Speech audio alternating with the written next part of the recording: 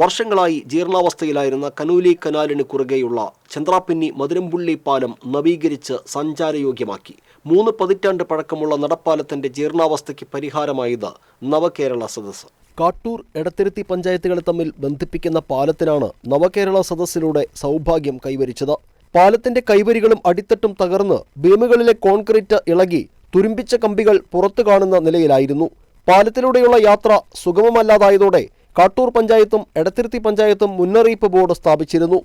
30 വർഷം മുൻപ് നാട്ടുകാർ പണം സ്വരൂപിച്ച് നിർമ്മിച്ചതാണ് മധുരംപുള്ളി പാലം. നാട്ടുകാർ നിർമ്മിച്ചതിനാൽ പഞ്ചായത്ത് രേഖകളിൽ പാലത്തിന്റെ രേഖകൾ ലഭ്യമായിരുന്നില്ല. നിലവിലുള്ള പാലത്തിന്റെ സ്ഥിതി നവകേരള സദസ്സിന്റെ ഭാഗമായി നടന്ന കുടുംബയോഗത്തിൽ ഇ ടി ടൈസൺ MLA ശ്രദ്ധയിൽ നാട്ടുകാർ കൊണ്ടുവന്നതോടെയാണ് പാലത്തിന്റെ നവീകരണത്തിന് തുടക്കമായത്. MLA നേതൃത്വത്തിൽ ജനപ്രതിനിധികളെയും നാട്ടുകാരെയും ഉൾപ്പെടുത്തി സമിതി രൂപീകരിച്ച് ധനലക്ഷ്മി ബാങ്കിന്റെയും നാട്ടുകാരുടെയും സഹായത്തോടെ ലക്ഷ്യം കാണുകയായിരുന്നു.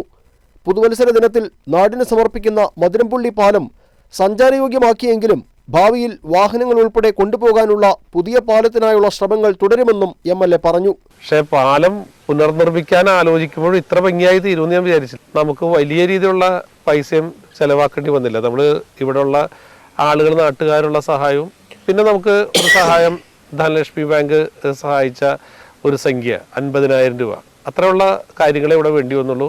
നാട്ടുകാരും അതുപോലെ തന്നെ പഞ്ചായത്ത് മെമ്പർ ഷമീറിൻ്റെ നേതൃത്വത്തിലുള്ള സംഘവുമെല്ലാം ഇത് നല്ലപോലെ അതിൻ്റെ മുൻകൈ എടുത്ത് ഈ കാര്യങ്ങളൊക്കെ ഭംഗിയായിട്ട് നടപ്പായി. നമ്മുടെ എല്ലാം ഗവൺമെൻറ്റോ പഞ്ചായത്തോ ചെയ്യുകയല്ലല്ലോ ശരിക്കും പറഞ്ഞാൽ. നാട്ടുകാർ നമ്മളൊക്കെ ഒരുമിച്ച് ചേർന്നാൽ പല കാര്യങ്ങളും നടപ്പാക്കാൻ കഴിയും എന്നുള്ളതിൻ്റെ ഏറ്റവും വലിയ ദൃഷ്ടാന്തമായി ഈ മധുരംപള്ളി പാലം കാണുകയാണ്. ജനുവരി 1 രാവിലെ 9 നടപ്പാലം സഞ്ചാരത്തിനായി തുറന്നു നൽകും.